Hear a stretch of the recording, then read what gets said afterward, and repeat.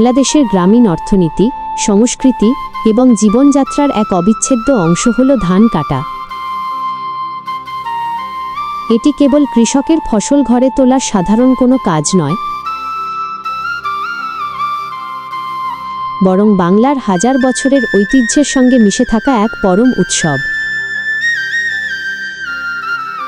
ধান কাটার সময়টিকে কেন্দ্র করে গ্রামীণ জীবনে যে কর্মযজ্ঞ এবং উৎসবমুখর পরিবেশ তৈরি হয় তার কয়েকটি মূল দিক নিচে আলোচনা করা হলো। ১. দলবদ্ধ শ্রম ও ভ্রাতৃত্ববোধ। ধান কাটার মৌসুমে গ্রামীণ মাঠে এক অপূর্ব দৃশ্য তৈরি হয়। কৃষকেরা সাধারণত দলবদ্ধভাবে বা কামলা কৃষি শ্রমিক সঙ্গে নিয়ে মাঠে নামেন।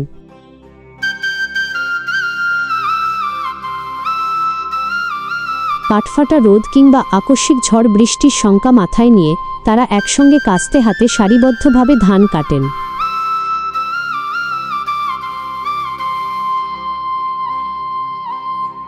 এই যৌথ কাজের মধ্যে এক ধরনের আনন্দ ও ভ্রাতৃত্ববোধ লুকিয়ে থাকে। ২. মাঠের আড্ডা ও দুপুরের খাবার।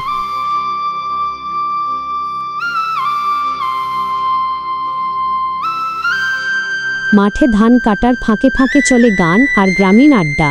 দুপুরের চড়া রোদে যখন শরীর ক্লান্ত হয়ে পড়ে তখন মাঠের আইলে বা গাছের ছায়ায় বসে সবাই মিলে দুপুরের খাবার খাওয়ার রেওয়াজ বহু পুরনো।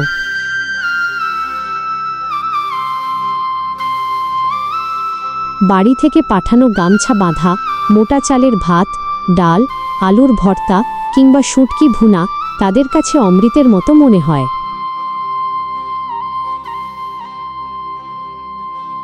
৩. ফসল ঘরে তোলা ও মাড়াই।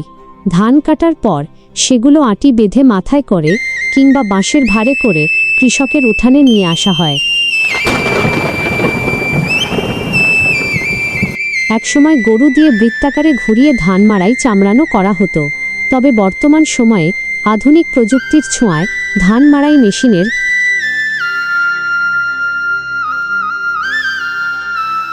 থ্রেশার মেশিন ব্যবহার অনেক বেড়েছে, যা কৃষকদের পরিশ্রম ও সময় দুটোই অনেক কমিয়ে দিয়েছে। ৪. আধুনিক প্রযুক্তির ছোঁয়া। ঐতিহ্যবাহী কাস্তের পাশাপাশি বাংলাদেশের কৃষিতে এখন আধুনিকতার হাওয়া লেগেছে। দেশের অনেক অঞ্চলে এখন কম্বাইন হারভেস্টার বা অভিনব ধান কাটার যন্ত্র ব্যবহার করা হচ্ছে। এই প্রযুক্তির সাহায্যে একই সাথে মাঠের ধান কাটা, মাড়াই করা এবং বস্তাবন্দি করার কাজ চোখের পলকে হয়ে যাচ্ছে।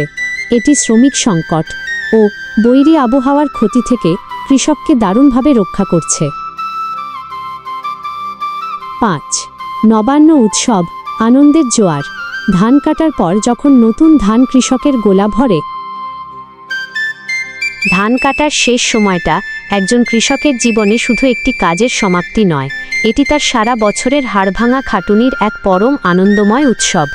এই খুশির অনুভূতিটা সত্যিই অন্যরকম, যা কয়েকটি বিশেষ রূপে প্রকাশ পায়। ১. কষ্টের সার্থকতা ও স্বস্তি। কড়া রোদ, ঝড় বৃষ্টি মাথায় নিয়ে যে ফসলকে সন্তান স্নেহে কৃষক বড় করে তোলেন তা যখন অক্ষত অবস্থায় ঘরে ওঠে তখন তার বুকের উপর থেকে এক মস্ত বড় পাথর নেমে যায়। সব অনিশ্চয়তা কেটে যাওয়ার এই স্বস্তি ভাষায় প্রকাশ করার মতো নয়। ২. সোনালি স্বপ্নের বাস্তব রূপ। মাঠের সোনালি ধান যখন কৃষকের গোলায় ওঠে তখন তার মুখে ফুটে ওঠে এক চিলতে চওড়া হাসি। এই ধান শুধু শস্য নয়, এটি তার পরিবারের আগামী দিনগুলোর নিশ্চয়তা। নতুন ধানের চাল দিয়ে তৈরি হবে পিঠা, পায়েস আর ক্ষীর। এই আনন্দেই মেতে ওঠে পুরো পরিবার। ৩. নবান্নের উৎসব। ধান কাটার শেষেই গ্রামবাংলায় শুরু হয় ঐতিহ্যের নবান্ন উৎসব। ঘরে ঘরে নতুন ধানের সুবাস ছড়ায়, আত্মীয় স্বজনকে আমন্ত্রণ জানানো হয়, ঢেঁকিতে ধান ভানার শব্দে মুখরিত হয় চারপাশ। কৃষকের এই খুশি তখন আর শুধু একার থাকে না, তা পুরো সমাজের উৎসবের রূপ নেয়। ৪. অর্থনৈতিক স্বাচ্ছন্দ্য ও পরিকল্পনা। ফসল কাটার পর তা বিক্রি করে কৃষকের হাতে আসে নগদ টাকা। এই টাকা দিয়ে ঘরের অভাব দূর হয়, সন্তানদের পড়ালেখার খরচ চলে কিংবা হয়তো পরিবারের কারো জন্য নতুন জামাকাপড় কেনা হয়। অনেক দিনের জমিয়ে রাখা ছোট ছোট স্বপ্নগুলো পূরণের সুযোগ আসায় কৃষকের মনে অন্যরকম এক তৃপ্তি আসে। একজন কৃষকের জন্য মাঠের পাকা ধান হলো তার ঘামের বিনিময়ে অর্জিত শ্রেষ্ঠ পুরস্কার। সব ক্লান্তি ভুলে তার সেই তৃপ্তির হাসি মনে করিয়ে দেয় পরিশ্রমের চেয়ে মধুর আর কিছুই হতে পারে না।